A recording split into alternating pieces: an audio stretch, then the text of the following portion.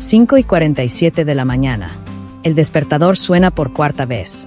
Pero esta vez, algo es diferente.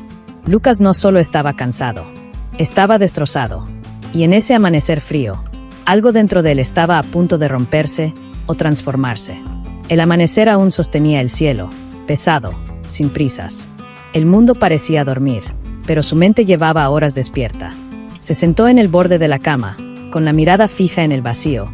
Respiró hondo e intentó tragarse esa sensación de fracaso que lo había acompañado durante meses. Su esposa dormía profundamente a su lado, agotada como él, y al escucharla respirar, Lucas sintió el peso de todo lo que no podía soportar. Allí, en el silencio sordo de esa habitación sencilla, se dio cuenta de que vivir así lo estaba destruyendo por dentro. Las facturas crecían más rápido de lo que podía pagar. Estaban todas allí, organizadas en una pila junto al refrigerador, una pila que crecía semana tras semana. El refrigerador siempre estaba demasiado vacío. Y cada noche, al cerrar los ojos intentando dormir, oía la tos de su hija resonando en el pasillo. Esa tos seca y persistente atravesaba el silencio de la madrugada y le atravesaba el corazón como una cuchilla afilada. ¿Cómo podría proteger a quien más amaba si ni siquiera podía permitirse un médico de verdad? La culpa le oprimía el pecho como una mano invisible, cruel e implacable. En el trabajo, era solo un número más. Otro empleado invisible, engullido por la máquina. Horas extras que nadie pagaba, presión que nadie veía, y ningún reconocimiento.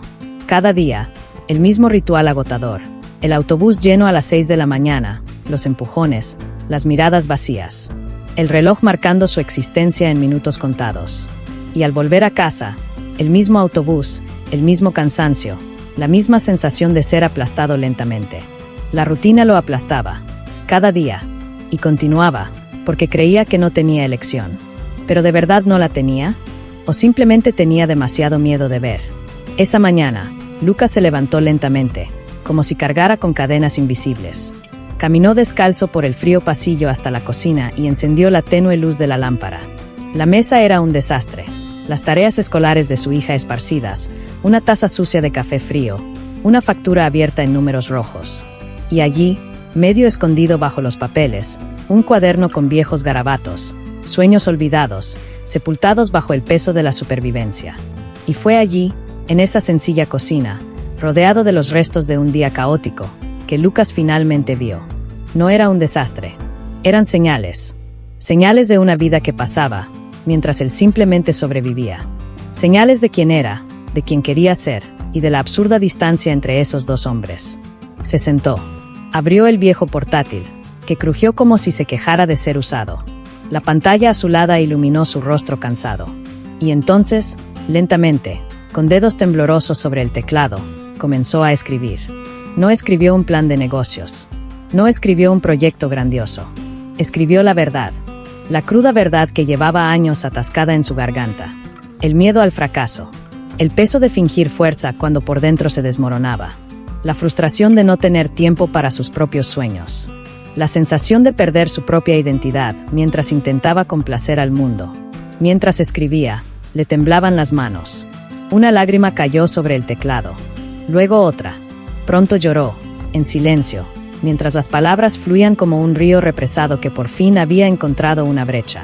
Pero no se detuvo. Era como si por fin estuviera despejando un espacio interior que había sido ignorado, sofocado, olvidado. Y mientras escribía, algo se rompió. No fue un grito. No fue una explosión de furia. Fue un chasquido interno, casi imperceptible, pero que resonó en su pecho como un trueno. Como una presa que finalmente cede. Y por primera vez en años, Lucas sintió que podía respirar. En los días siguientes, la vida no se volvió menos pesada. Las facturas seguían ahí. El trabajo seguía siendo difícil. Pero algo había cambiado. Claridad. Lucas tenía claridad ahora. Lucas se dio cuenta de algo simple, pero poderoso. No necesitaba mucho tiempo. Solo necesitaba empezar. 1 hora antes de acostarse. 30 minutos por la mañana temprano. 15 minutos en el autobús. Empezó a estudiar por las mañanas temprano. Veía videos sobre temas que siempre había querido aprender. Pedía libros prestados. Anotaba ideas. Realizó pruebas que fallaron.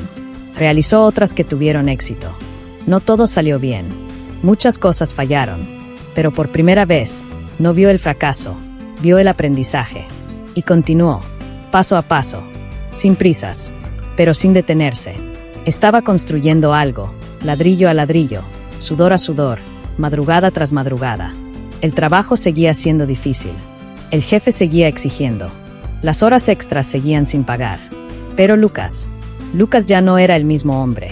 Llevaba algo nuevo dentro. Algo pequeño, pero sólido. Esperanza.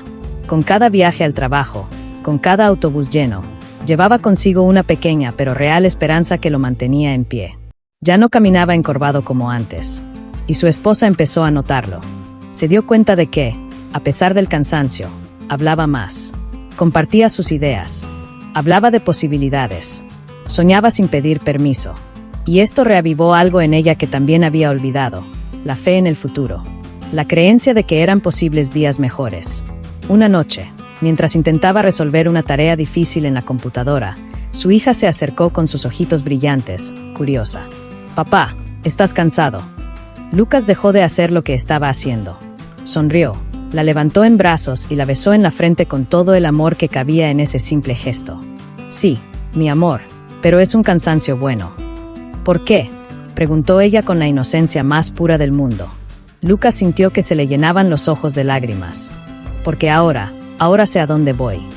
Esa simple conversación, que duró menos de un minuto, lo cambió todo. Lucas se dio cuenta, no lo hacía solo por sí mismo.